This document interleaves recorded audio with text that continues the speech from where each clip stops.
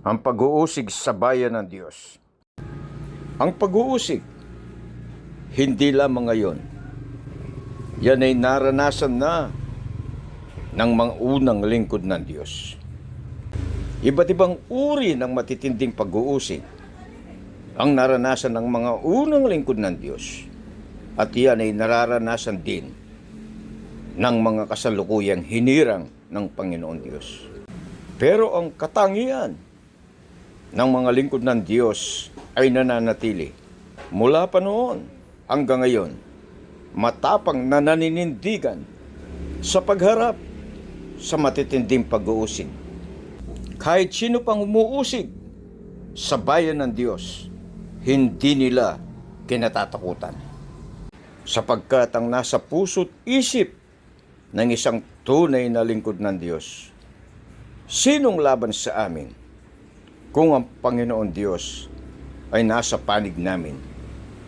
May kaakibat na pagtitiis ang pagharap sa mga pag-uusig.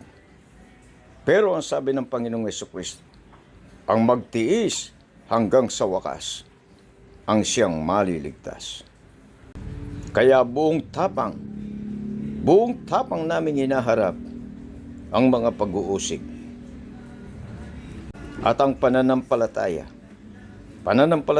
taglay namin, pinakikipaglaban naming masikap at matatag. Nakikipagbaka kami ng mabuting pagkikipagbaka. Sapagkat nakasulat sa Biblia, ang mga duwag, ang hindi mananampalataya, ay hindi maliligtas. Malinaw ang nakasulat. Ngunit sa mga duwag at sa mga hindi mananampalataya, ang kanilang bahagi ay sa dagat-dagatang nagniningas na apoy at asupre. Kaya sa bayan ng Diyos sa mga huling araw, ang pag-uusig ay hindi na po bagong bagay. Yan po ay ginawa na sa unang bayan ng Diyos. At patuloy ding mararanasan yan ng bayan ng Diyos sa mga huling araw. Kaya ang pag-uusig na aming nararanasan ngayon ay buong tapang naming hinaharap. At kung may mas matitinding pag-uusig pa ang kakaharapin ng isang individual na kaanib sa Iglesia ni Cristo o ng Iglesia ni Cristo sa kabuuan, ay magiting naming itong sasagupain.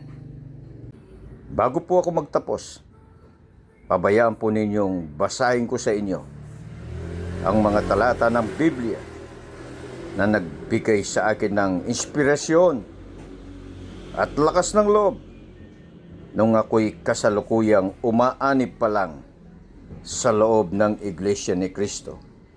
Mababasa po natin ito sa screen. Alalahanin ninyo ang salitang sa inyo'y aking sinabi. Ang alipin ay hindi dakila kaysa kanyang Panginoon.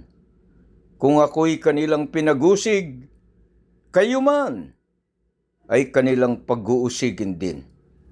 Kung tinupad nila ang aking salita, ang inyo man ay tutuparin din.